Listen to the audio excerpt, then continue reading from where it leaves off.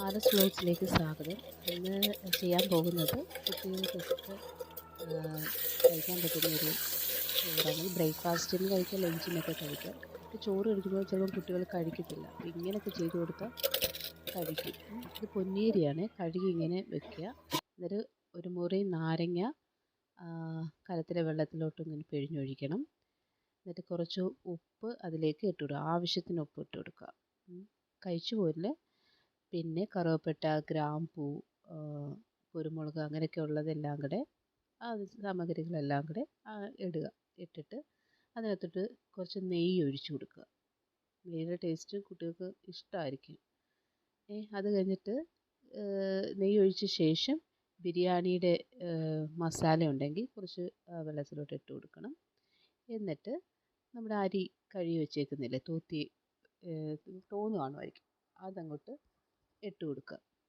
മൊത്തം ഇട്ട് കൊടുത്തിട്ട് നല്ലപോലെ ഇളക്കി കൊടുക്കണം. പിന്നെ ഇതിനകത്ത് അതിന് അടച്ചു വെച്ച് വേവട്ടെ. ഇനി ക്യാരറ്റ് നല്ലപോലെ ഇങ്ങനെ ചോപ്പ് ചെയ്തെടുക്കണം. അതുപോലെ ബീൻസും ഉണ്ട്, ഞാൻ കാണിക്കാൻ പറ്റിയില്ല കേട്ടോ. ക്യാരറ്റ് ചെയ്തെടുത്തു.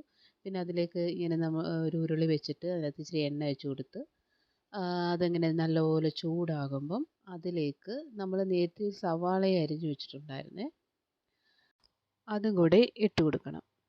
അത് നല്ലപോലെ ഒന്ന് ഒരു ബ്രൗൺ കളറാവണം. നല്ലപോലെ ഇളക്കി കൊടുക്കണം. അത് കഴിഞ്ഞിട്ട് നമുക്ക് വേറെ അരിഞ്ഞു വെച്ചേക്കുന്ന എല്ലാം കൂടി ചേർത്തിട്ട് അങ്ങോട്ട് വഴറ്റിയെടുക്കണം. നല്ല ഏകദേശം ഇതുപോലൊരു ബ്രൗൺ കളറൊക്കെ ആകുമ്പം ഈ സവാള അങ്ങ് കോരിയെടുക്കണം. കോരിയെടുത്തിട്ട് ആ എണ്ണയിലേക്ക് നേരത്തെ അരിഞ്ഞു വെച്ചിരിക്കുന്ന ബീൻസും ക്യാരറ്റും അങ്ങോട്ട് ഇട്ട് നല്ലപോലെ വഴറ്റിയെടുക്കണം. അതിൻ്റെ ഒരു പച്ചപ്പ് മാറുന്ന പോലെ നല്ലപോലെ വഴറ്റിയിട്ട് അതും ഇങ്ങനെ കോരി അങ്ങ് എടുക്കണം. കണ്ട് ഇതുപോലെ. പിന്നെ ഇനി മുട്ടയുടെ പരിപാടിയാണ്. മുട്ട നമുക്ക് ആവശ്യത്തിന് പൊട്ടിച്ചങ്ങോട്ട് ഒഴിക്കണം. എത്ര മുട്ടയായാലും കുഴപ്പമില്ല, ടേസ്റ്റ് കൂടും. മുട്ട ഒഴിച്ചിട്ട് നല്ലപോലെ ഇങ്ങനെ ഇളക്കി കൊടുക്കണം, അല്ലെങ്കിൽ അടിയിൽ കയറി പിടിച്ച് കളയുമേ. എന്നിട്ട് അതിനകത്ത് കുറച്ച് പാകത്തിന് ഉപ്പൊക്കെ ചേർത്ത് കൊടുക്കുക. മുട്ട നല്ലപോലെ വേവുന്നിടം വരെ ഇതുപോലെ ഇളക്കിക്കൊണ്ടിരിക്കണം. എന്നിട്ട് അതിലേക്ക് പിന്നെ കുരുമുളക് പൊടി കുറച്ച് പാകത്തിന് ആവശ്യത്തിന് ചേർത്ത് കൊടുത്ത് നല്ലപോലെ ഇളക്കി കൊടുക്കുക. പിന്നെ നേരത്തെ നമ്മൾ വഴറ്റി വെച്ചിരുന്ന സവാളയും ക്യാരറ്റും ബീൻസും കൂടെ ചേർത്തിട്ട് അത് നല്ലപോലെ ഇതിനകത്തോട്ട് ചേർത്ത് ഇളക്കി കൊടുക്കാം. പിന്നെ ഇച്ചിരി നെയ്യ് ചേർത്താലും നല്ലതായിരിക്കും. ഇപ്പം നമ്മുടെ അരി വെന്ത് വന്നിട്ടുണ്ട്.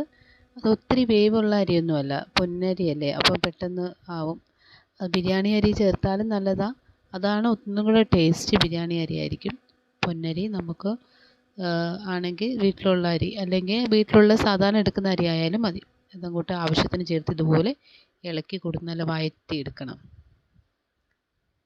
വേറൊരു കാര്യം കാണിക്കാൻ മറന്നുപോയി. അണ്ടിപ്പരിപ്പ് മുന്തിരിങ്ങയും കൂടെ വറുത്തെടുക്കുന്നത് കാണിച്ചില്ല. അതും കൂടെ ഇട്ട് പുതിനയിലയും കൂടെ ഇട്ട് ഡെക്കറേറ്റ് ചെയ്തെടുക്കാം.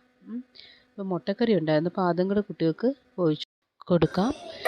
എന്താ ചേച്ചിയുടെ മോനാ, ഒന്നും കഴിക്കത്തില്ല, പക്ഷെ ഇങ്ങനെ ഉണ്ടാക്കി കൊടുത്തപ്പോൾ അവൻ കഴിക്കുന്നു.